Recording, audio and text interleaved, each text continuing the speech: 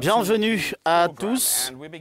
On commence par le Zimbabwe où les événements concernant le président Robert Mugabe ne cessent d'évoluer après l'expiration de l'ultimatum qui lui avait été fixé par son parti pour sa démission. La ZANU-PF lance la procédure de destitution. Le président est notamment accusé d'avoir voulu permettre à son épouse d'usurper le pouvoir constitutionnel. La motion devrait être présentée ce mardi au Parlement.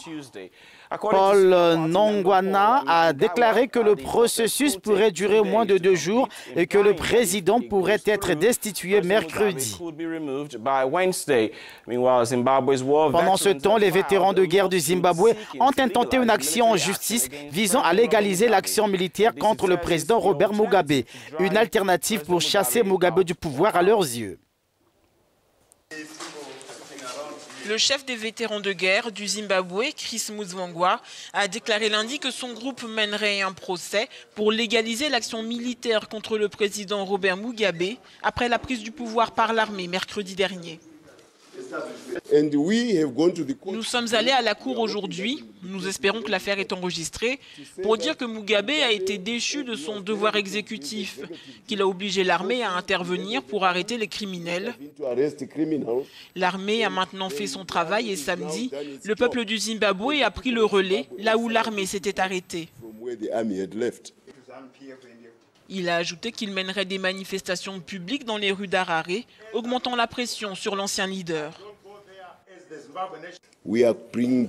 Nous appelons de nouveau la population dans la rue et nous réglerons encore une fois ce problème avec le peuple. S'il y avait 1,5 million de personnes la dernière fois, nous appelons le peuple du Zimbabwe, ceux qui sont déjà venus, à inviter leurs amis pour que nous soyons 2 fois plus nombreux.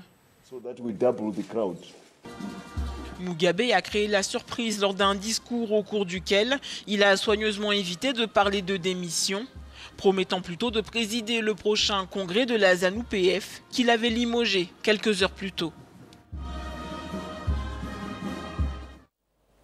Les 2 principaux acteurs politiques de la crise au Zimbabwe, le président Robert Mugabe et son vice-président déchu Emmerson Mnangagwa sont en contact, a annoncé l'armée hier à la veille d'une procédure de destitution contre l'homme fort du pays depuis 1980. Le chef d'état-major, le général Constantino Chiwenga, auteur d'un coup de force militaire dans la nuit du 14 au 15 novembre, a également appelé la population au calme et à la patience. Et puis, je précise qu'après une rencontre entre les principaux chefs militaires du pays hier, l'armée a joué la carte de l'apaisement. Le chef d'état-major a réaffirmé que Robert Mugabe reste le chef suprême des armées et promis qu'une solution serait bientôt trouvée à la situation que traverse le pays. L'armée joue la carte de l'apaisement au Zimbabwe alors que la crise politique dans le pays semble s'enliser. Après une rencontre entre les principaux chefs militaires du pays ce lundi, le chef d'état-major a réaffirmé que Robert Mugabe reste le chef suprême des armées et promis qu'une solution serait bientôt trouvée à la situation que traverse le pays. Nous, les forces de sécurité et de défense du Zimbabwe, exhortons les Zimbabwéens à rester calmes, patients et respectueux des lois du pays, a déclaré le général Constantino Chiwenga à la télévision nationale, alors que de nouvelles manifestations anti-Mugabe sont prévues ce mercredi. De son côté, le président Robert Mugabe tente de garder la main avec un conseil des ministres prévu ce mardi. Une nouvelle réunion où il pourra confirmer qu'il a effectivement repris attache avec son ancien vice-président Emmerson Mnangagwa, désigné dimanche par le comité central de la ZANU-PF pour lui succéder à la tête du parti au pouvoir et dont le retour au Zimbabwe pourrait débloquer la situation politique dans le pays. Nous avons en ligne du Zimbabwe Kelvin Jakashira pour les derniers développements de cette actualité. Kelvin, bonjour et nous allons droit au but. Ne sommes-nous pas simplement surpris par la tournure que prennent les événements au fur et à mesure qu'ils se déroulent? Pensez-vous qu'il existe une sorte d'accord entre Mugabe et l'armée? On n'a noté aucune pression quand il a prononcé son discours à la nation dimanche. Est-ce vrai?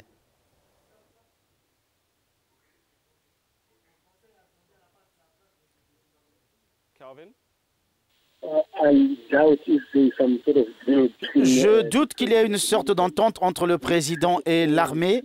Nous devons d'abord comprendre qu'ils savent au Zimbabwe que le président est toujours en charge de la gestion du pays. Il est le président de la République et il pourrait demain convoquer une réunion du gouvernement. Donc, cette réunion signifie qu'il est toujours le président et contrôle toujours la constitution du pays. Et donc, le commandement militaire doit, conformément à la constitution du pays, il est le chef de l'État et du gouvernement. Le président Robert Mugabe a déjà rédigé une lettre de démission, mais nous ne sommes pas sûrs qu'il se retirera effectivement aujourd'hui. S'il ne le fait pas et que le processus de destitution commence, restera-t-il à la tête du pays tout au long du processus? La question relative au président Mugabe écrivant sa lettre de démission n'est pas définie pour l'instant. Par souci de l'attente d'une annonce officielle, mais pour le moment, il ne s'agit que de spéculation. Mais ce qui est certain, c'est que le processus de destitution du président Mugabe a commencé et que les députés vont siéger au Parlement mardi pour commencer ce processus. Selon ce que nous entendons du chef du parti politique, la ZANU-PF, Tom, les députés présenteront la motion de mise en accusation au comité parlementaire élémentaire qui fera rapport aux députés, puis ils voteront et ils sont confiants que dans les 24 heures, le travail sera bouclé.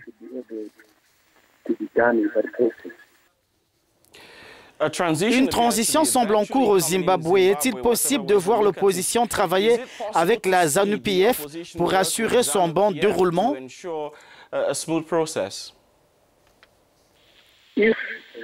Si le processus de mise en accusation du président Mugabe doit réussir comme il l'espère, alors ils ont absolument besoin du soutien du parti de l'opposition MDC. Car un nombre important de députés lors du vote pour obtenir son départ est nécessaire. Il est donc absolument nécessaire que la ZANU-PF commence à négocier avec le MDC afin de parvenir à un accord.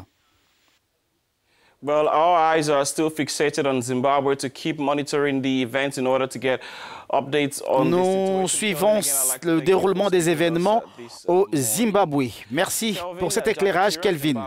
Kelvin Jakashira, analyste politique.